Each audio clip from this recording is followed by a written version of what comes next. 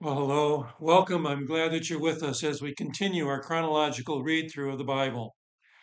Well, at this point, Jerusalem is under siege by Babylon. Jeremiah has been prophesying what no one wants to hear, that Jerusalem is going to fall. Indeed, Jeremiah is being held in prison because of his persistence in proclaiming this word of God. But God also wants his people to know that their punishment is for but a time. So he commands Jeremiah to purchase a piece of property, a field, while this siege is going on. This Jeremiah does, as he's been commanded. And then he prays to God for understanding about what this means. God tells Jeremiah that his wrath against Judah is for but a time, that their destruction will be great, but that after that time, God will bring them back into the land with faith in their hearts, and they will prosper once again. Then the fields will once again be bought and sold as they were before. In this way, God brings hope to his people.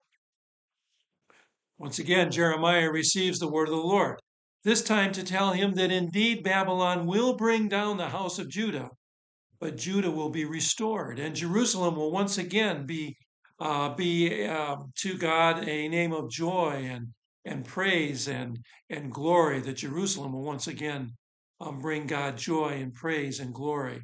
God promises peace.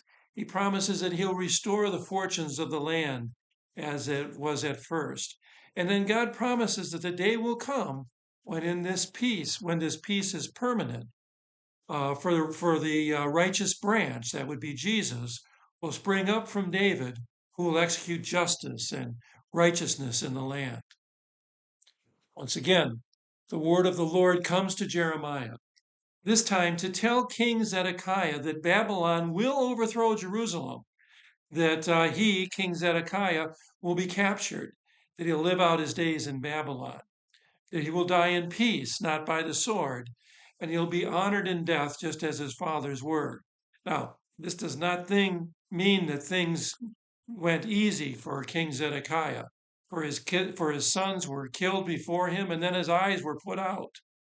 But for the sake of David, God did allow Zedekiah to die in peace. When when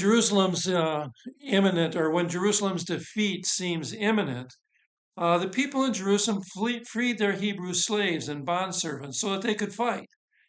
For whatever reason, there was a lull in the siege, and for a period of time, it seemed like maybe this wasn't going to happen after all, and the people rescinded the freedom that they had granted.